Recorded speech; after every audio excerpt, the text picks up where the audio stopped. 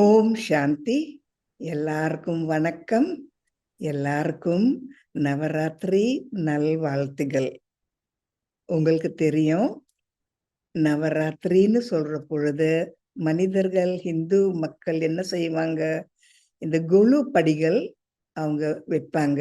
அந்த கொலு படிகள் 3 படிகளா இருக்கலாம், இல்லாட்டி 5, 7, 9ன்னு இந்த மாதிரி நிறைய படிகள் வச்சு அதை நல்லா ஜோடிச்சு அதுல இந்த தெய்விகள் சிலைகள் எல்லாம் வச்சு அதுக்கு பூஜை பண்ணி, பிறகு அதுக்கு நைவேத்தியம் எல்லாம் வச்சு நல்ல இனிப்பு பொருள்கள் எல்லாம் சமைச்சு அது அவங்க ஆஃபர் பண்ணுவாங்க. பிறகு நாலாம் பக்கம் இருக்கிற அவங்களோட சிநேகிதர்கள், பிறகு குடும்பத்துல இருக்கிறவங்க எல்லாம் கூப்பிட்டு அவங்களுக்கு குங்குமம், மஞ்சள், வெத்தலை பாக்கெல்லாம் கொடுத்து, பிறகு கிஃப்ட்ஸ் எல்லாம் கொடுத்து அவங்களுக்கு வர பரிமாறுவாங்க.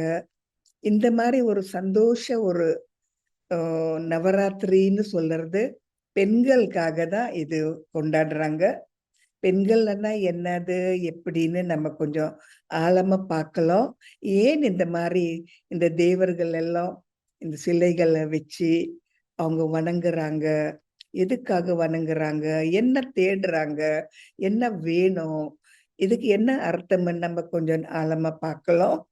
இப்போ 4 பேரை கூப்பிட்டு அவங்களுக்கு கிஃப்ட்ஸ் எல்லாம் கொடுத்து, அவங்களுக்கு புடவை இல்லாட்டி பிளவுஸ் பீஸ் எல்லாம் கொடுத்து நம்ம என்ன நினைக்கிறோம்?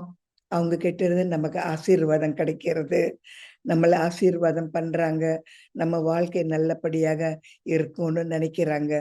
இந்த மாதிரி ஒரு எண்ணம் மூலமா நிறைய பேரை கூப்பிட்டு அவங்களுக்கெல்லாம் சாப்பாடு எல்லாம் போட்டு நவராத்திரி நாள்கள்ல இந்த 9 நாள் 10 நாள் அவங்க நல்லா எல்லாருக்கும் நிறைய உபச்சாரம் செய்வாங்க, நிறைய சாப்பாடு எல்லாம் கொடுப்பாங்க, கிஃப்ட்ஸ் எல்லாம் கொடுப்பாங்க. அழகாக அந்த பொம்மைகள் எல்லாம் அவங்க நல்லா ஜோடிப்பாங்க. பிறகு நல்ல நல்ல அழகான கோலம் எல்லாம் போட்டு அது வேற பார்க்க ரொம்ப சந்தோஷமா இருக்கும். இந்த மாதிரி ரொம்ப விசேஷமா கொண்டாடுவாங்க இந்தியால. பிறகு எங்கெங்கெல்லாம் இந்து மக்கள் இருக்காங்களோ நல்லா கொண்டாடுவாங்க. இப்ப நம்ம ஆன்மீக ரீதியில இது என்ன எதுன்னு கொஞ்சம் வேற மாதிரி நம்ம பார்ப்போம். ஒரு ஸ்லோகன் இருக்கு பாருங்க. அந்த ஸ்லோகன் என்ன சொல்றதுன்னா, எப்பொழுது மாதர்கள் தூக்கத்துல இருக்காங்களோ, எப்பொழுது மாதர்கள் உலக மாதர்கள் தூக்கத்துல இருக்காங்களோ, அப்பொழுது இந்த உலகமே தலைகீழையா இருக்கும்னு சொல்றாங்க. மாதர்கள் தூங்குற நேரம் உலகமே தலைகீழையா இருக்கும். ஆங்கிலத்துல when women sleep the world is in chaos. அப்போ அவங்க சொல்றாங்க, மாதர்கள் தூங்குற நேரம் உலகமே தலைகீழையா இருக்கும், ரொம்ப கஷ்டமா இருக்கும்னு சொல்றாங்க. ஆகவே மாதர்கள்னா என்னது, அவங்க எப்படி இந்த உலகத்தை அவங்க உலகத்துக்கு எப்படி உதவி செய்வாங்க, அவங்க பாகம் என்ன, எந்த மாதிரி பாகம், எந்த மாதிரி மாதர்கள், இதை பத்தி நம்ம பார்க்கிற பொழுது மாதர்கள்னு சொன்னா நம்ம அந்த சக்தியை தான் நம்ம பார்க்கிறோம். Feminine power. மனிதர்கள் பார்க்கிற பொழுது சக்தின்னு சொன்னா மாதர்கள் கிட்ட இருக்கிற ஒரு சக்தி, ஒரு பலம், ஒரு விசேஷ குணம், அதுதான் நம்ம ஃபெமினின் பவர்ன்னு சொல்றோம். ஃபெமினின் மெஸ்குலின் சொல்ற பொழுது பெண்கள் ஆண்கள். ஆனா இப்ப நம்ம பெண்களோட தான் நம்ம பார்க்கிறோம் அவங்களோட சக்திகள் என்னதுன்னு. அப்ப பெண்களோட சக்தி இருக்கிற பொழுது இந்த பூமியில பெண்கள் அவங்களோட சக்தி அவங்க காட்டுற பொழுது இந்த உலகமே ஒரு நல்ல ஒரு உலகமா மாறும்னு நம்பிக்கை இருக்கு. ஆகவே நம்ம இதை பார்க்கிற பொழுது பெண்களோட சக்தின்னா என்னது, அது யாருக்கு இருக்கும், இந்த சக்தி என்ன செய்யும், யாருக்கு உதவும் அன்னு நம்ம பார்க்கிற பொழுது ஃபெமினின் பவர்ன்னு சொல்ற பொழுது மாதர்களோட சக்தி நம்ம பார்க்கிற பொழுது அந்த சக்தி வந்து எல்லாருக்கும் பாதுகாக்கும். எல்லாருக்கும் பாதுகாக்கும். எல்லாருக்கும் ஒரு வளர்ச்சி குடுக்கும். எல்லாருக்கும் ஒரு திவ்ய ஒரு அனுபவம் குடுக்கும். இதுதான் மாதர்களோட பாகம். என்ன பாகம்? அவங்களுக்கு ஒரு புரொடெக்ஷன் குடுக்கும். அவங்களுக்கு ஒரு வளர்ச்சி குடுக்கும். அவங்களுக்கு ஒரு திவ்ய உணர்ச்சி, புத்துணர்ச்சி அவங்களுக்கு குடுக்கும். யாரால இந்த மாரி குடுக்க முடியும்? மாதர்கள். ஆகவே இந்த நவராத்திரியை ஏன் கொண்டாடுறோம்னா, இந்த மாரி சக்தி இந்த கலியுகத்துல நமக்கு மிக, மிக தேவை. மாதர்களோட அந்த ஒரு பாதுகாக்கிறது, அந்த மாரி ஒரு வளர்ச்சி குடுக்கறது, அந்த திவ்ய குணத்தை எழுப்புறது அவங்க பிள்ளையர்து. இந்த மாரி சக்திகள் இந்த பூலோகத்துல இருந்தால், இந்த உலகமே ஒரு மேலான ஒரு ஸ்திதிக்கு வர முடியும். கலியுகத்துல இருந்து சத்யுகமா மாற முடியும்.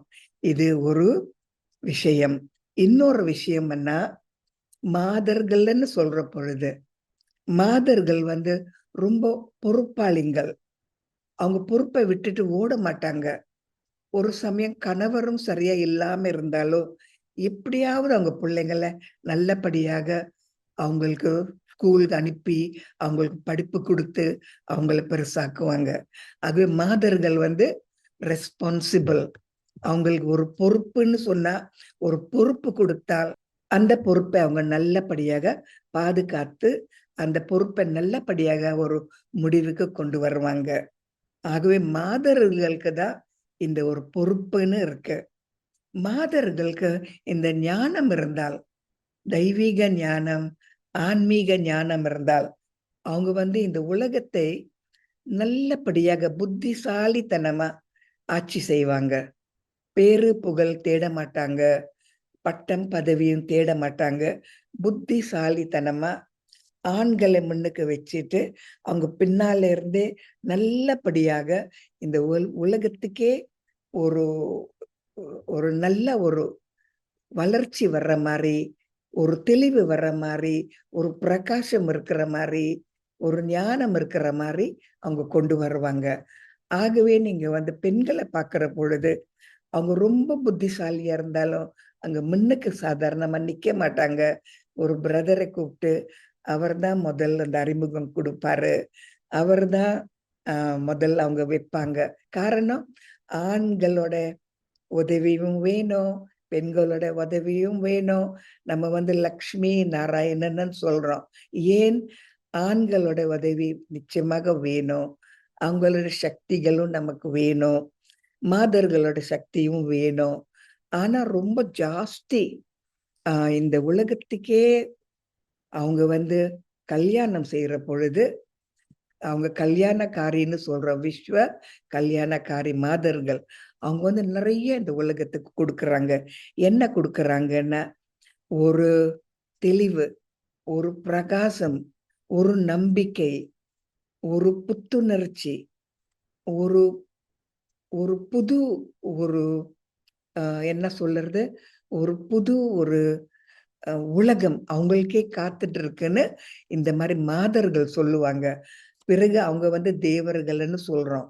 மாதர்கள்ன்னு சொல்லறதும், தேவர்கள்ன்னு சொல்லறதும் எல்லாம் ஒண்ணுதான். ஆகவே மாதர்கள் சக்தி இருக்கிற பொழுது, இந்த உலகத்துக்கே ஒரு புது அ உணர்ச்சி வரும், ஒரு சக்தி வரும், ஒரு பிரகாசம் வரும், உலகமே மாறும். ஆகவே மாதர்களுக்கு ஒரு பெரிய, பெரிய ஒரு பாகம் பகவானே குடுத்திருக்காரு. ஏன்? அவங்க இருந்தால் தான், அவங்க தூங்காம இருந்தால் தான், அவங்களும் ஒரு பொறுப்பு எடுத்துக்கிட்டா தான், இந்த உலகத்துக்கே ஒரு மாற்றம் வரும். மாதர்கள் வந்து ரொம்ப கெட்டிக்காரங்க. அவங்க ஆன்மீக ரீதியிலயும் நல்லபடியாக முன்னேறுவாங்க. பிறகு இந்த பௌதீக விஷயத்திலயும் அவங்க நல்லா சிக்கனமா இருந்து, நெறைய உதவி செய்வாங்க. பாதர்களுக்கு இந்த பேலன்ஸ்ன்னு சொல்லுறது, சரிசமான ஒரு அவங்களோட சக்திய அவங்க குடுக்கறது நல்லபடியாக குடுப்பாங்க. அவங்க புள்ளைங்களும் நல்லபடியாக வளர்ச்சி பெறுவாங்க. பிறகு உலகத்துக்கும் நன்மை செய்வாங்க. மாதர்கள். இப்ப நம்ம பார்ப்போம் என்ன மாதிரி உதவி மாதர்கள் உலகத்துக்கே கொடுப்பாங்கன்னு சொல்ற பொழுது முதல் அவங்க பாதுகாக்கிறாங்க. இப்ப பாதுகாக்கிறதுன்னா நமக்கு நமக்குன்னு ஒரு சொந்த தர்மம் இருக்கு. நம்ம தர்மம் என்னதுன்னா நம்ம நடைமுறையில அந்த தர்மத்தை காட்டுறதுதான் உண்மையான தர்மம். நடைமுறையில நம்ம அந்த ஸ்வரூபத்துல வர்றது அதுதான் உண்மையான தர்மம். இந்த மாதர்கள் அவங்க அந்த தர்மத்தை நடைமுறையில கொண்டு வந்து காட்டுறாங்க. என்னால தூய்மையா இருக்க முடியும், நல்ல உணவு சாப்பிட முடியும், நல்ல எண்ணங்கள் வச்சிருக்க முடியும், மற்றவங்களுக்கு கருணை காட்ட முடியும், அவங்களுக்கும் ஞானம் கொடுக்க முடியும், இந்த உலகத்துக்கே பிரகாசம் கொண்டு வர முடியும், ஆண்டவனுக்கு நான் கருவியா இருக்க முடியும். இந்த மாதிரி எல்லாம் பல மாறி தர்மத்தை அவங்க காட்டுறாங்க. அவங்க தர்மம் மூலமா இந்த கலியுகம்னு சொல்றது, இந்த விகாரமான உலகம் அது அடியோட மாயமா மாறிடும், மாயமா போய்விடும். எதற்காக போய்விடும்? இந்த மாதர்களோட தைரியம், மாதர்களோட தர்மம், இந்த மாதர்களோட செயல்முறையில கொண்டு வந்ததுனால. ஆகவே மாதர்கள் பாதுகாக்கிறவங்க, ப்ரொடெக்டர்ஸ் ஆஃப் த வேர்ல்ட். உலகத்துக்கே பாதுகாக்கிறவங்க மாதர்கள். அவங்களதான் நம்ம சக்தி உருவத்துல நம்ம காட்டுறோம். இந்த விக்கிரகம் எல்லாம் செய்யற பொழுது அந்த சக்தி உருவத்துல காட்டுறோம். சரஸ்வதி எவ்வளவு அவங்களுக்கு சுய நம்பிக்கை இருக்கு, எவ்வளவு ஞானம் இருக்கு, எவ்வளவு பிரகாசம் இருக்கு, எவ்வளவு ஆண்டவன் மேல அவங்க அவ்வளவு அன்பு வச்சிருக்காங்க, உயிர் கொடுக்கவே அவங்க தயாரா இருக்காங்க. சரஸ்வதி. லக்ஷ்மின்னு சொல்ற பொழுது இந்த பூலோகத்துல இருக்கிற பொழுதும் இந்த உடம்பு, இந்த பஞ்ச மகாபூதங்களோட செய்த இந்த உடம்பு இருக்கிற பொழுதும் நான் அந்த உடம்பு கிடையாது, நான் ஒரு தேவி. இந்த உடம்பு மூலமா இந்த உலகத்துக்கே நான் நன்மை செலுத்துவேன். ஜெகதம்பா லக்ஷ்மி எல்லாருக்கும் நல்ல குணங்கள், நல்ல வாழ்த்துகள், நல்ல ஒரு புத்துணர்ச்சி, நல்ல ஒரு பாதை காட்டுறவங்க, நல்ல ஒரு ஞானம் கொடுக்கறவங்க, நல்ல ஒரு விழிப்புணர்ச்சி கொடுக்கறவங்க லக்ஷ்மி. இந்த மாதிரி நம்ம ஒன்னொன்னா பார்க்கிற பொழுது உண்மையாகவே அவங்க ஆன்மீக உருவங்கள். என்ன மாதிரி ஸ்வரூபம்? அவங்க ஆன்மீக ஸ்வரூபம். ஆகவே முதல் பாயிண்ட் என்னது? மாதர்கள் உலகத்துக்கே பாதுகாக்கிறவங்க. இரண்டாவது, மாதர்களுக்கு பயம்னு சொல்றது கிடையாது. இதுக்குதான் காளி உருவத்தை காட்டுறாங்க. காளி உருவத்தை பார்க்கிற பொழுது நமக்கு நினைக்கலாம், இது என்ன இப்படி காட்டுறாங்க, பார்க்க நல்லா இல்லைன்னு. ஆனா உண்மையாகவே காளின்னு சொல்ற பொழுது உயிர் போனாலும் பரவாயில்ல, ஆனா என்னோட சுய மரியாதை, என்னோட சுய தர்மத்தை நான் விட்டு கொடுக்கவே மாட்டேன். உயிர் போனா அது சின்ன விஷயம், ஆனா என்னோட சுய மரியாதை, என்னோட சுய தர்மத்தை நான் விடவே மாட்டேன்னு சொல்றது காளி. யாரு எப்படி ஒரு பயமுறுத்தினாலும் பயமே கிடையாது. பாபா கடவுளே என் பக்கம் இருக்கிற பொழுது என்ன பயம்? கடவுளே எனக்கு பாதுகாக்கிற பொழுது இந்த உயிர் போனா இது சின்ன விஷயம், பயம் இல்லாம உலகத்துக்கே அவங்க பாதுகாப்பாங்க. இதுதான் காளியோட உருவம். லக்ஷ்மி, சரஸ்வதி, காளி. பிறகு துர்கான்னு சொல்றோம். ஒரு சிங்கம் மேல இல்லாட்டி ஒரு புலி மேல வர்ற மாதிரி காட்டுறாங்க, தனியா இருக்கிற மாதிரி காட்டுறாங்க. அவங்க தனிமையில இருக்கிற பொழுதும் அவங்களுக்கு ரொம்ப தைரியம் இருக்கும். ஒரு ஒரு சேனையில இருக்கிற பொழுதும் அதே தைரியம் அவங்களுக்கு இருக்கும். தனியா இருந்தாலும் பரவாயில்ல, நிறைய பேர் ஒரு சேனை மாதிரி இருந்தாலும் பரவாயில்ல, அந்த தைரியம் அவங்களுக்கு இருக்கும். காரணம், யார் அவங்க தனிமையில இருக்காங்களா, இரட்டு உருவத்தில் இருக்காங்க.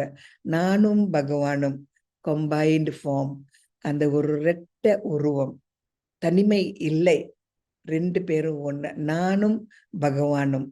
ஆகவே இந்த மாதிரி நம்ம துர்காவை பார்க்கிற பொழுது, மாதா துர்கா மாதாவை பார்க்கிற பொழுது பயம் இல்லாம இருக்கிறவங்க, தனிமையிலையும் போய் ஆட்சி செய்வாங்க. ஒரு சேனை மூலமா போய் ஆட்சி செய்வாங்க. பயம் இல்லாத ஒரு ஸ்திதி மாதர்களுக்கு இருக்கு. மாதர்கள் வந்து பணத்தை பார்த்த உடனே ஆசைப்பட மாட்டாங்க. அவங்க வந்து அவங்க நினைப்பாங்க, இந்த பணம் மூலமா எனக்கு கடவுள் இருப்பாரு, என் பக்கத்துல இருக்க மாட்டாரு. பேரு புகழ் தேடுனா பகவான் என் பக்கம் இருப்பாரா? இருக்க மாட்டாரு. ஆகவே இந்த பக்தின்னு சொல்றது பகவான் மேல ஒரு உண்மையான அன்பு, அவங்க மனமே கொடுக்கிற ஒரு அந்த உள்ள இருந்து, மனம் உள்ள இருந்து அந்த ஒரு அன்பு காட்டுறது மாதர்களுக்கு ஜாஸ்தி நிறைய இருக்கு. ஆகவே பாபா என்ன செய்யறாரு, இந்த மாதர்களோட சேனைய உண்டாக்குறாரு. ஆகவே மாதர்களுக்கு பயம் இல்லை. ஒரு பயங்கரமான ஒரு உருவம் எடுக்க அவங்க தயங்க மாட்டாங்க. உலகத்துக்கே பாதுகாப்பாங்க. உலகத்துக்கே அவங்க ஞானம் ஒளி வீசுறவங்க. உலகத்துக்கே ஒரு புத்துணர்ச்சி கொடுக்கறாங்க. கலியுகத்தை சத்தியுகமா மாத்த அவங்களால முடியும். இன்னும் நம்ம பார்க்க போனா மாதர்கள் வந்து அவங்க தூக்கத்திலிருந்து எந்திரிச்சால் ஆண்களும் எந்திரிப்பாங்க. ஏனென்றால் ஆண்களுக்கு யாராவது அவங்க பின்னால போய் இப்படி இருக்காதீங்க, இப்படி இருங்க, இது செய்யுங்க, அது செய்யுங்க அவங்களுக்கு சொல்ற பொழுது அவங்களும் அந்த தூக்கத்திலிருந்து எந்திரிப்பாங்க. ஆகவே மாதர்கள் தான் இந்த கும்பகர்ணன் சொல்றமே அவங்களையும் அவங்க எழுப்புவாங்க. அவங்களையும் எழுப்பி அவங்களோட சேர்ந்து இந்த பாண்டவ சக்தி சேனையில இருந்து பகவானோட கருவிகளா இருந்து உலகத்தையே மாத்துறவங்க இந்த மாதர்களோட ஒரு சக்தி. பிறகு இந்த தந்தைகளோட சக்தி அவங்கதான் எழுப்புவாங்க.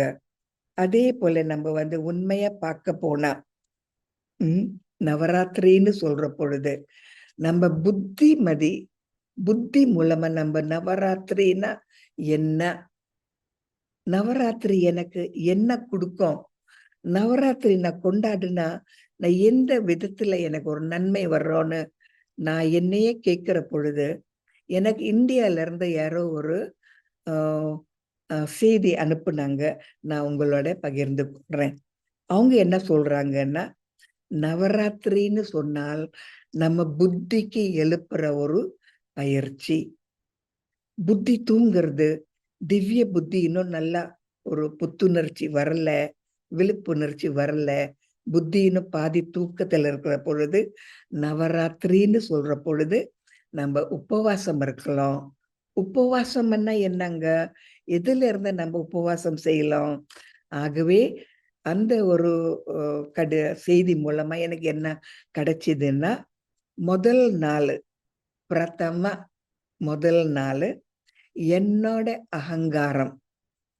என்னோட அகங்காரத்தை நான் விட்டு விடுவேன். முதல் நாள் நவராத்திரி நாள் என்னோட கோபம் அகங்காரம் நான் அடியோட விட போறேன். இதுதான் என்னோட முதல் பயிற்சி, பிரதம பயிற்சி. இரண்டாவது த்வீத்திய பயிற்சி. இன்னுமே மற்றவங்களை பார்த்து அவங்க இப்படி இருக்காங்க, இவங்க இப்படி இருக்காங்க, இவங்க சரியில்லை, அந்த மாதிரி நான் மற்றவங்களை பார்க்கறது நான் இன்றையில இருந்து நான் விட்டு விடுறேன். முதல் நாள் என்ன, என்னோட கோபத்தை நான் விட்டு விடுறேன், பகவானே இந்த பயிற்சி நான் செய்ய போறேன். இரண்டாவது நாள் என்னோட பயிற்சி என்ன, மற்றவங்களை பார்த்து அவங்க அப்படி இப்படின்னு நினைக்கிறத நான் விட்டு விட போறேன். அவங்கள நான் இனிமே அந்த மாதிரி நான் பார்க்க மாட்டேன்.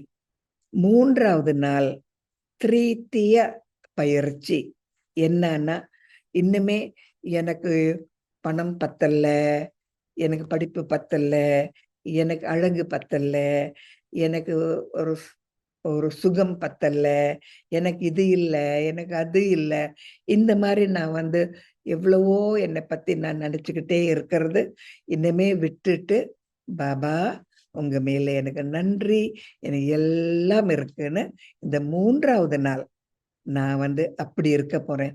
இனிமே நான் கம்ப்ளைண்ட் பண்ண மாட்டேன். எல்லாம் இருக்கு. நன்றி பாபா, நன்றி. நினைவு வச்சுக்கங்க.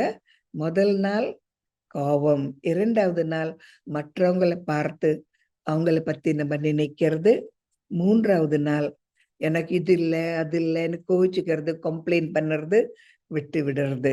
4வது நாள் சதுர்த்தி. 4வது நாள் நான் என்ன செய்யறேன்னா, என்னையும் நான் மன்னிச்சிடுறேன். இத்தனை நாளும் நான் எவ்வளவோ தவறுகள் செய்துட்டேன். பிறகு மற்றவங்களும் எவ்வளவோ தவறுகள் என்கிட்ட செய்திருக்காங்க. எனக்கு புண்ணுப்படுத்தி இருக்காங்க. இப்ப என்னையும் நான் மன்னிக்கிறேன். அவங்களையும் நான் மன்னிக்கிறேன். இது வந்து 4வது நாள். என்னென்ன மன்னிக்கிறேன், அவங்களையும் நான் மன்னிக்கிறேன். இல்ல இனிமே நானும் அவங்களும் ஒன்னா இருக்க போறோம். சிநேகிதர்களா இருக்க போறோம். நல்லபடியாக இருக்க போறோம். நம்ம தர்மத்தில் நம்ம இருக்க போறோம்.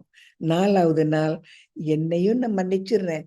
அவங்களையும் நான் மன்னிச்சிடுறேன். இன்னைக்கு எனக்கு எந்த ஒரு பிரச்சனையும் கிடையாது. 5வது பஞ்சமி. பஞ்சமியோட முயற்சி நான் என்ன செய்யணும்னா, என்ன நான் எப்படி இருக்கேன் நான் ஏத்துக்கொள்றேன். மற்றவங்க எப்படி இருக்காங்க அவங்களையும் நான் ஏத்துக்கொள்றேன். அந்த ஒரு தைரியம் எனக்கு இருக்கு. என்னை ஏத்துக்கொள்ள, மற்றவங்களை ஏத்துக்கொள்ள எனக்கு அந்த தைரியம் இருக்கு. இந்த மாதிரி ஒரு நாளும் ஒரு உபவாசத்துல நம்ம இருந்து அவங்களையும் நான் ஏத்துக்கொள்றேன். என்னையும் நான் ஏத்துக்கொள்றேன். எனக்கு நான் நல்லவ, அவங்களுக்கும் அவங்க நல்லவங்க, நம்ம எல்லாரும் நல்லவங்கன்னு ஏத்துக்கொள்ளுறது. அவங்களோட குறைகளை பார்க்காம, என்னோட சொந்த குறைகளை பார்க்காம, நான் நல்ல மனிதன், கடவுளோட குழந்தை, அவங்களும் அந்த மாதிரின்னு அவங்கள ஏத்துக்கொள்ளுறது, என்னை ஏத்துக்கொள்ளுறது, என்னோட புத்தியை நான் பாவிக்கிறேன். இது வந்து புத்தி யோகா. பஞ்சமி.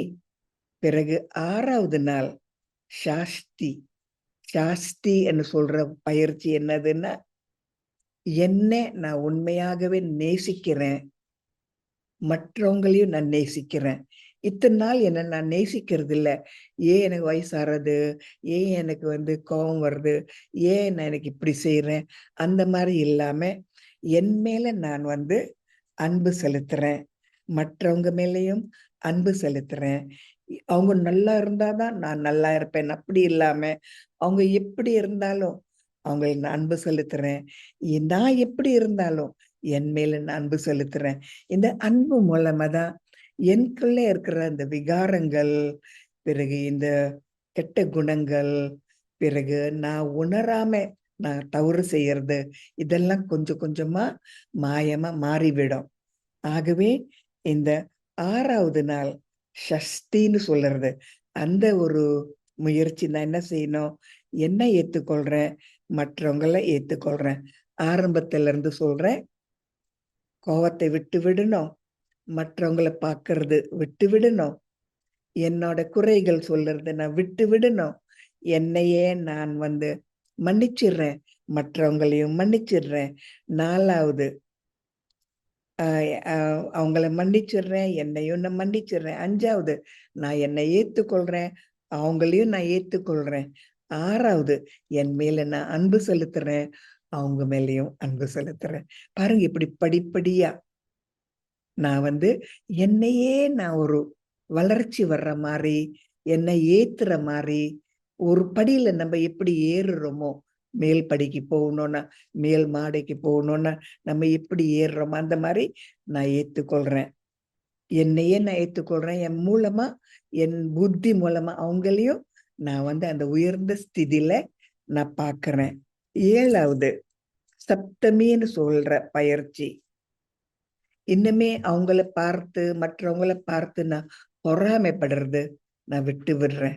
எல்லாருக்கும் அவங்க குணங்கள் போல, அவங்க ஸ்திதி போல, அவங்க கர்மம் போல, அவங்களுக்கு ஏதோ நல்லது இருக்கு, கெட்டதும் இருக்கு. இருக்கட்டும், இது சரி. நான் இனிமே மற்றவங்கள பார்த்து நான் பொறாமைப்பட மாட்டேன். இது சத்தியம் பாபா, இது உண்மை பாபான்னு நானே என்னை ஏத்துக்கொள்றேன். அப்ப நான் சக்தியா மாறுவேன். யாரு சக்தி? கோபமில்லாதவங்க. யாரு சக்தி? மற்றவங்கள பார்த்து அவங்க இப்படி அப்படின்னு சொல்ல மாட்டாங்க. யாரு சக்தி? எனக்கு இல்ல, நான் எப்படி மற்றவங்களுக்கு தருவேன் சொல்றவங்க இல்ல. யாரு சக்தி? நானே என்னை ஒரு மன்னிப்பு சொல்லிட்டு அவங்களையும் நான் மன்னிச்சிடுறேன். சக்தி. யாரு சக்தி? என்னை ஏத்துக்கொள்றேன், மற்றவங்களையும் ஏத்துக்கொள்றேன். யாரு சக்தி? என் மேல அன்பு செலுத்துறேன், மற்றவங்களையும் நான் அன்பு செலுத்துறேன், மற்றவங்களுக்கும் அன்பு செலுத்துறேன். யாரு சக்தி? இனிமே யார் மேலயும் பொறாமைன்னு சொல்றது எனக்கு அடியோட இல்லை. பொறாமைன்னு சொல்றது ரொம்ப கெட்டது. இந்த கண்கள் மூலமா நமக்கு பொறாமை எப்படியாவது வர்றோம். ஆகவே அத நான் அடியோட விட்டுறேன். காரணம், என்னோட சக்தி குணங்கள நான் எழுப்புறேன். என்னோட மாதர் குணங்கள நான் எழுப்புறேன். என்னோட தெய்வீக குணங்கள நான் எழுப்புறேன். ஆகவே ஒண்ணொண்ணா நான் எழுப்புற பொழுது, எனக்கு ஒரு அவங்கள பார்த்து எனக்கு பொறாமைன்னு சொல்றது கிடையாது. போட்டின்னு சொல்றது கிடையாது. அவங்கள பத்தி பேசணும்னு சொல்றதும் எனக்கு வேண்டாம். 8வது நாளு.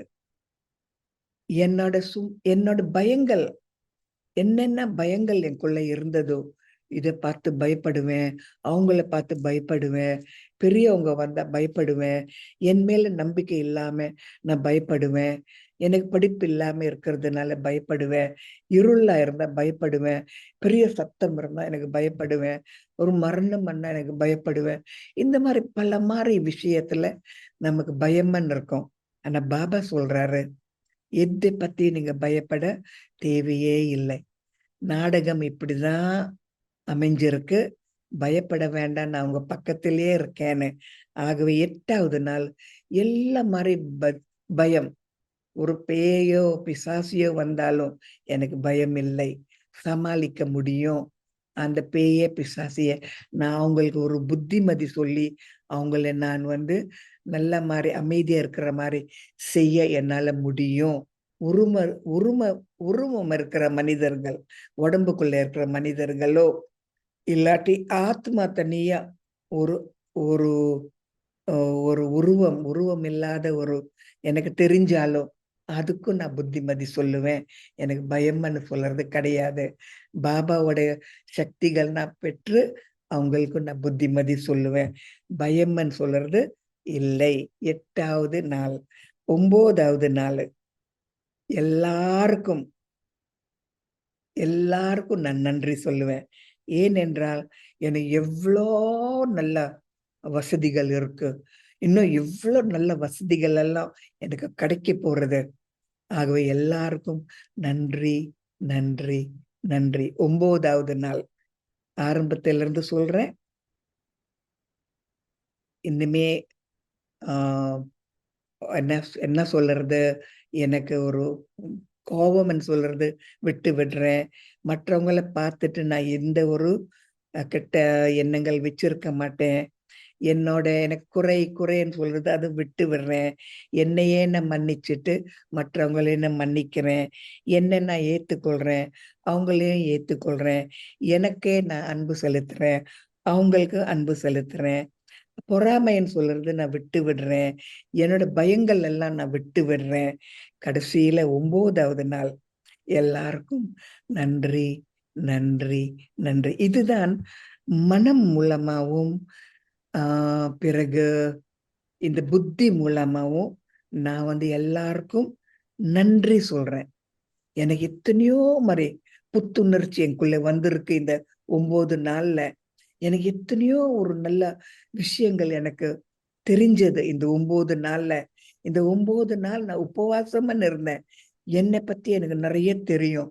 என்னோட பாகமும் எனக்கு நல்லா தெரியும். பகவானும் எனக்கு உதவி செய்றான்னு எனக்கு தெரியும். மற்றவங்களுக்கும் நான் உதவி செய்யணும்னு எனக்கு தெரியும். வா! நவராத்திரி. ஆமா, கடைசி நாளு. ம். தசமி. விஜய தசமின்னு சொல்லறது. நான் நல்லபடியாக இருந்தால், உலகமே நல்லபடியாக இருக்கும். நான் எனக்கே நல்ல மாரி பொக்கிஷங்கள் இருக்கிற பொழுது, இந்த உலகத்திலேயும் இந்த பொக்கிஷம் கொட்டி கிடக்கும். என் மனதுல நான் ரொம்ப பணக்காரின்னு சொல்ற பொழுது, இந்த உலகத்திலேயும் எல்லா மாரி பொக்கிஷமும் கொட்டி இருக்கும். மனம் தான் காரணம். புத்தி தான் காரணம். எனக்கே இருக்குன்னு சொல்ற பொழுது இந்த உலகமே எனக்கு தர்றோம் கொட்டி கிடக்கும்.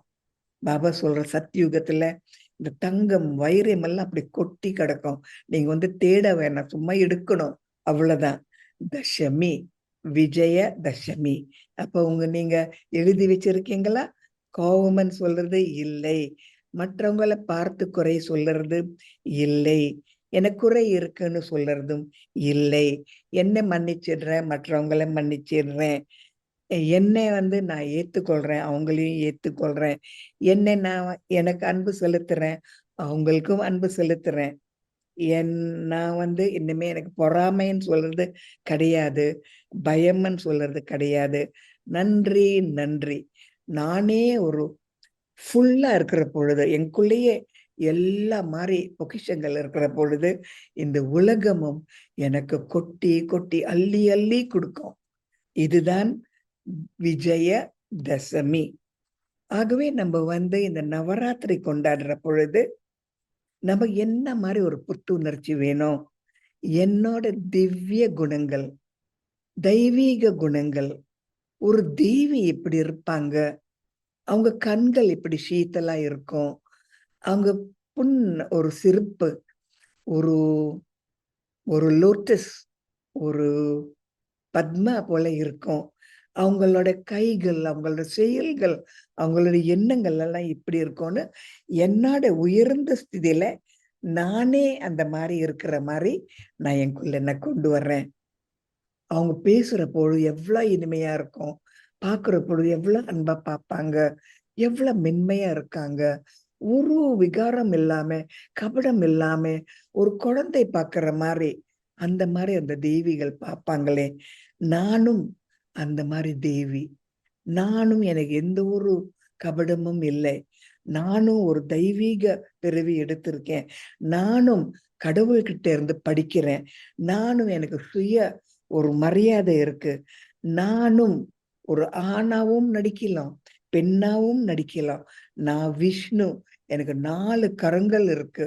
நல்லபடியாக இந்த சேனையில இருந்து எனக்கு நான் உதவி செய்வேன், மற்றவங்களுக்கும் உதவி செய்வேன். ஆண்டவனுக்கு நான் ஒரு நல்ல கருவியா இருப்பேன், சொன்ன பேச்சு கேட்பேன். மனம் மூலமா நான் வந்து தஞ்சம் அடைஞ்சிடுறேன். பயம்னு சொல்றது கிடையாது. யார் என்ன எது செய்தாலும், மரணம் வந்தாலும் எனக்கு பயமே இல்லை, எனக்கு மரணம் இல்லை. நான் அமரநாதா, அமர தேவி, நான் ஒரு விஷ்ணு. ஆணும் பெண்ணும் நானே எல்லாம் சமாளிக்க முடியும். நான் உலகத்துக்கே நான் நன்மை தர விஸ்வ கல்யாணிகாரி. ஆண்களுக்கும் நான் உதவி செய்வேன், மாதர்களுக்கும் உதவி செய்வேன், எல்லாருக்கும் உதவி செய்து எல்லாரும் எனக்கு தேவை, எல்லாரும் பகவான் என் குழந்தைங்கள்னு அந்த மாதிரி ஒரு புத்துணர்ச்சி எனக்குள்ள நான் கொண்டு வர்றதுதான் இந்த நவராத்திரின்னு சொல்றது.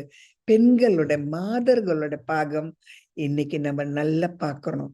மாதர்கள்னு சொல்றது அவங்களோட ஒரு பொறுப்பை விடவே கூடாது. எவ்வளவு குடும்பத்துல கஷ்டம் இருந்தாலும் அவங்களோட சுயமரியாதை காப்பாத்தி பிள்ளைங்களை நல்லபடியாக கொண்டு வர்றதுதான் ஒரு உண்மையான ஒரு மாதர், ஒரு தேவி, ஒரு உலகத்துக்கே நன்மை செய்யற ஒரு மாதர். எல்லா மாதர்களும் கெட்டிக்காரங்களா இருந்தா இப்ப இருக்கிற பிள்ளைங்கள் எல்லாம் எப்படி வளருவாங்க, இந்த உலகத்தை எப்படி ஆட்சி செய்வாங்கன்னு கொஞ்சம் சிந்தனை செய்து பாருங்கள். மாதர்கள் சரியா இல்லாம இருக்கிறதுனாலதான் அவங்க பிள்ளைங்கள் இப்ப குழப்படி செய்யறாங்க. எல்லா மாதர்களும் இந்த உலகத்துல இருக்கிறவங்க எல்லாரும் அவங்களோட பொறுப்பு அவங்களுக்கு தெரிஞ்சால், அவங்களோட பாகம் அவங்களுக்கு தெரிஞ்சா, அவங்களோட திவ்ய ஒரு குணம் அவங்க உணர்ந்தால் இந்த உலகம் சொர்க்கமாவே மாத்திடும். இதுக்காக தான் பாபா இந்த கலியுகத்துல வர்றாரு. யாருக்கு முதல் இந்த உற்சாகமும் இந்த ஆர்வமும் ஊட்டுறாரு? மாதர்களுக்கு. மாதர்கள் தூங்குற பொழுது இந்த உலகம் தலைக்கீழையா இருக்கும். மாதர்களுக்கு இந்த விழிப்புணர்ச்சி வந்த உடனேயே இந்த உலகமும் ஒரு மேலான ஸ்திதிக்கு வரும். இந்த தந்தைமார்களையும் நம்ம வந்து எழுப்பி விடுவோம். கும்பகர்ணன்னு சொல்றது இன்னுமே இருக்கவே இருக்காது. ஆகவே மாதர்கள் தான் உண்மையாகவே ஒரு திவ்ய பிறவி.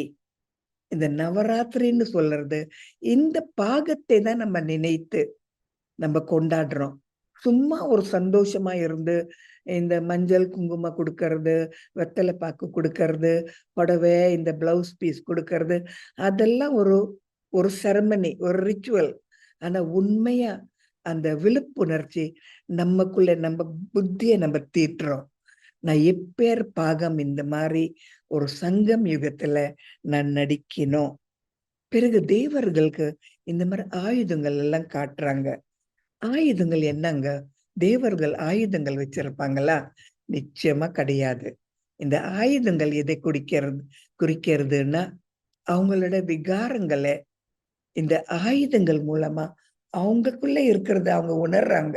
எனக்கு கோபம் இருக்கு, எனக்கு பொறாமை இருக்கு, நான் அதை வெட்டி விடணும், அதை நான் கொன்னுடணும், அதை நான் தள்ளிடணும், அது எனக்கு வேண்டாம். இந்த மாதிரி தள்ளறதுக்கு தான் இந்த ஆயுதங்கள். நெருப்பு, கத்தி, சக்கரம், புஷ்பம் இந்த மாதிரி நம்ம வச்சிருக்கோம் இல்லையா? ஆகவே இந்த ஆயுதங்கள் நமக்குள்ளே இருக்கிற விகாரங்களை நம்ம கொஞ்சம் கொஞ்சமா விலகிடுறோம். பிறகு மாதர்கள் தான் ஒரு குடும்பத்தின் நல்ல பேர் கொண்டு வர முடியும். குடும்பங்கள் நல்லா இருந்தா அந்த தேசமும் நல்லா இருக்கும், உலகமும் நல்லா இருக்கும். ஆகவே அந்த குடும்பத்தின் நல்ல பேரு பாதுகாக்கிறது, அந்த குடும்பத்துக்கு நல்ல பேர் கொடுக்கறது மாதர்கள் கையில தான் இருக்கு.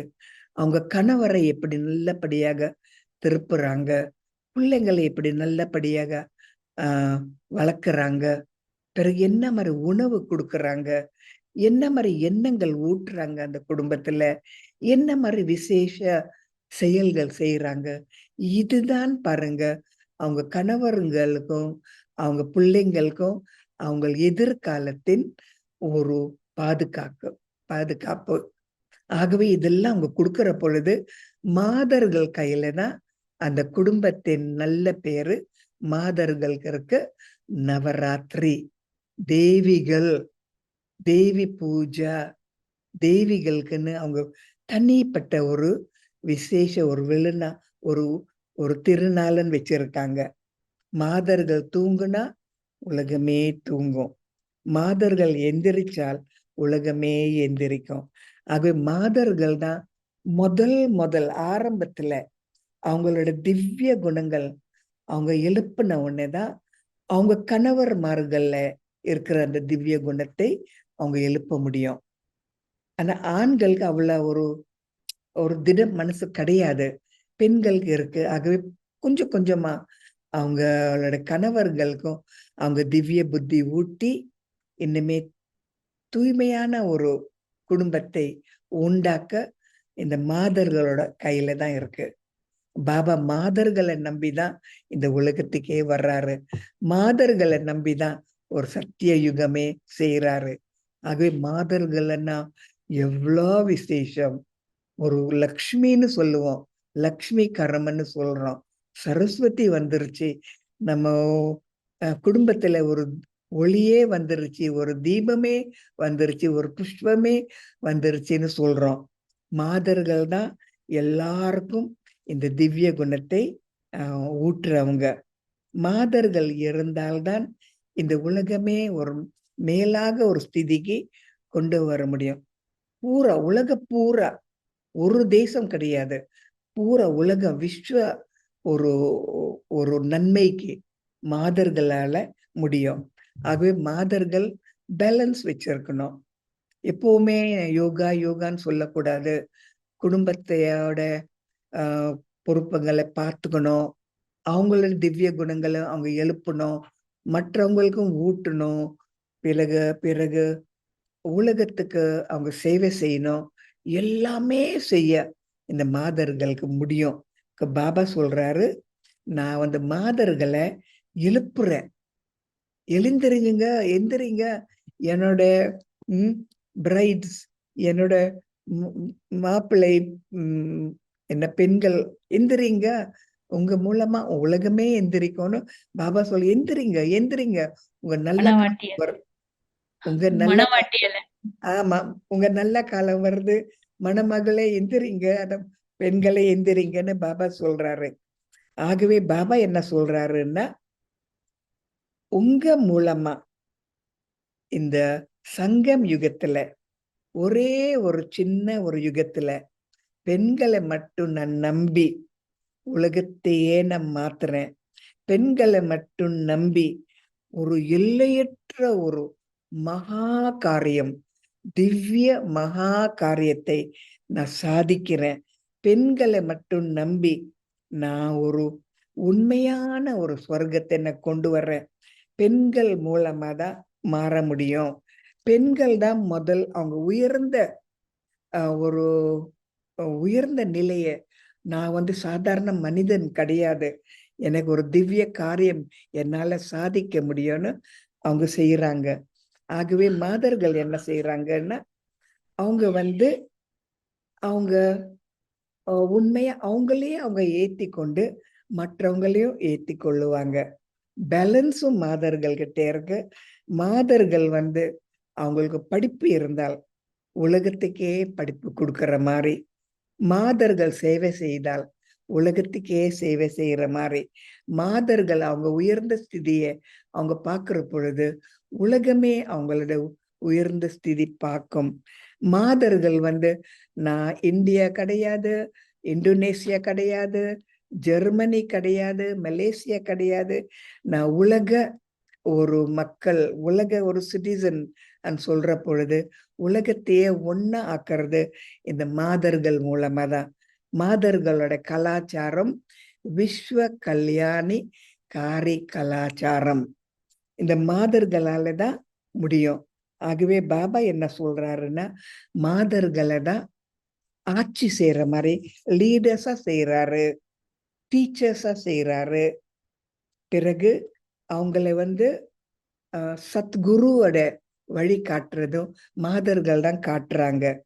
ஆகவே அவங்களுக்குள்ள இருந்து இந்த ஒரு புத்துணர்ச்சி, இந்த திவ்ய திவ்ய ஒரு விசேஷ பிரகாசம் அவங்க மூலமா பிரகாசிக்கிற பொழுது உலகத்துக்கே அந்த பிரகாசம் பெறகும். ஆகவே பாபா சொல்றாரு, மாதர்கள் எந்திரிங்க, மாதர்கள் நீங்க சாதாரண பிறவி எடுக்கல, மாதர்கள் உணருங்க, மாதர்கள் எந்திரிங்க, இப்போ நல்ல காலம் வருது, இனிமே நீங்கள் இப்படி இருக்கக்கூடாதுன்னு பாபா மாதர்களை மாதர்களை செய்யறாரு, டீச்சர்ஸா செய்யறாரு, சத்குரு மாதிரி செய்யறாரு, பிரகாசமா கொடுக்கிற ஒரு பிரகாசிக்கிற ஒரு மாதர்களா செய்யறாரு, ஒரு திவ்ய பொறுப்பும் கொடுக்கறாரு. எல்லாமே இந்த சங்கம் யுகத்துல. ஆகவே சங்கம் யுகம்னா என்ன? மாதர்களோட காலம், தூக்கத்துல இருந்து எந்திரிக்கிறது, கடவுளுக்கு ஒரு கருவியா இருக்கிறது, கடவுளோட சேர்ந்து ஒரு மகா காரியத்தை சாதிக்கிறது, கடவுளுக்காக நம்ம தஞ்சம் அடையிறது, நம்ம பாபாக்குன்னு நம்ம ஒரு கருவியா இருக்கிறது, எல்லாமே இந்த ஒரு சங்கம் யுகத்துல. ஆகவே இந்த ஒரு நினைவு சின்னமா தான் நம்ம நவராத்திரி, சிவராத்திரி, தீபாவளி இதெல்லாம் கொண்டாடுறோம். ஆகவே கிருஷ்ணர் யாருங்க? எப்ப அவருக்கு அந்த விழிப்புணர்ச்சி வந்தது? இந்த சங்கம் யுகத்துல. மகாவிஷ்ணுன்னு சொல்றோம். எப்ப மகாவிஷ்ணு அவருக்கு இந்த ஞானம் கிடைச்சது? இந்த சங்கம் யுகத்துல. பிறகு நிறைய தேவர்கள் தேவிகள் எல்லாம் நம்ம வணங்குறோம். கணேசா, பிறகு விநாயகர், பிறகு முருகன், இவங்களுக்கெல்லாம் எப்போ இந்த ஞானம் கிடைச்சது? இந்த சங்கம் யுகத்துல. யாரு கருவி? மாதர்கள். மாதர்கள் மூலமா எல்லா மாதிரி தேவர்கள், எல்லா மாதிரி தேவிகள் எல்லாம் ஒரு பிறவி எடுக்கிறாங்க. திவ்ய பிறவி எடுத்த உடனே அவங்க விசேஷ குணத்தை அவங்க காட்டுறாங்க. கணேசான்னா இந்த விக்னங்களை விநாசமாக்குறது, பிறகு ஹனுமான் அந்த தைரியத்தை காட்டுறது, பறக்கிற சக்தி காட்டுறது. மாதர்கள் மூலமா தேவர்களும் எந்திரிக்கிறாங்க, தேவிகளும் எந்திரிக்கிறாங்க, உலகமும் எந்திரிக்கிறது. பாபாவோட மகா காரியமும் சாதிக்கிறாரு. ஆகவே மாதர்கள், நீங்க எவ்வளவு புத்து உணர்ச்சியில இருக்கலாம், எவ்வளவு ஒரு உற்சாகத்துல இருக்கலாம், எவ்வளவு சந்தோஷமா இருக்கலாம். மாதர்கள், குமாரிங்கள், கன்னியாங்கள், நீங்க எல்லாருமே ஒரு மாதர்கள்னு ஒரு பேர் பாபா வச்சிருக்காரு. இது மிக உயர்ந்த ஒரு விசேஷ மனிதர்கள், திவ்ய பிறவி எடுத்த மனிதர்கள், கடவுள்கிட்ட இருக்கிற மனிதர்கள், இரட்டை உருவத்துல இருக்கிற மனிதர்கள், விஸ்வ கல்யாணிக்காரி மனிதர்கள். இதுதாங்க நவராத்திரி. இந்த போர்ன்னு சொல்றது உண்மையாக வெளிப்புறத்துல போர் கிடையாது. நமக்குள்ள இருக்கிற போர் தான், மனதில் இருக்கிற போர். ஏன்னா இத்தனை நாளும் நம்ம ஆஜாகிரதையா இருந்துட்டோம், இத்தனை நாளும் நம்ம தெரியாம இருந்துட்டோம், இத்தனை நாளும் எவ்வளவோ தவறு செய்துட்டோம். இப்போ இனிமே அதை பத்தி நம்ம நினைக்காம, நம்ம இந்த உள்ளே இருக்கிற போரை நம்ம கொஞ்சம் கொஞ்சமா நம்மளை திருத்துறது, மாத்துறது, பிறகு நம்ம குணத்தை நம்ம ஒழுங்கா கொண்டு வர்றது. இதுதான் இந்த உண்மையான மகாபாரத போர். இந்த போர் இன்கொக்னிட்டோ, வெளிப்புறத்தில் யாருக்கும் தெரியாது. ஆனா இந்த போர் ஒரு நாளும் 24 மணி நேரமும் இந்த போர் நடந்துகிட்டே இருக்கு. இரவு பகலு, நம்ம நடிக்கிற பொழுது, தூங்குற பொழுது இந்த போர் நமக்குள்ள வந்துகிட்டே இருக்கு. அந்த போர்ல நம்ம அந்த மேடையில இருந்து நம்ம போகக்கூடாது. இந்த போர்லயே கடைசி வரைக்கும் இருக்கணும். எப்பொழுது நம்ம பிரம்மகுமாரிச வர்றோமோ அப்பொழுது நம்ம போர் மேடையில நம்ம வந்தாச்சு. கடைசி வரைக்கும் அந்த மேடையிலேயே இருக்கணும், அந்த நடிப்பு நடிக்கணும். பாதியில வந்துட்டா என்ன, இது நமக்கு எந்த ஒரு வெற்றியும் கிடைக்காது. கடைசி வரைக்கும் பாபா கை வச்சுக்கிட்டு அந்த போர்லயே இருக்கிறது தான் பெரிய போர். இந்த போர்லயே நமக்குள்ள பல மாதிரி குணங்கள் நம்ம பார்க்கலாம். பொறாமை, பிறகு போட்டி, பிறகு வெறுப்பு, பிறகு அகங்காரம், பிறகு காமம் எல்லாம் இருக்க. இந்த போர் மூலமா ஒன்னொன்னா குறைக்கிறது பெரிய போர். மகாபாரத ஒரு யுத்தம். இதுதான் போர். சரியா? ரொம்ப சந்தோஷம். ஓம் சாந்தி.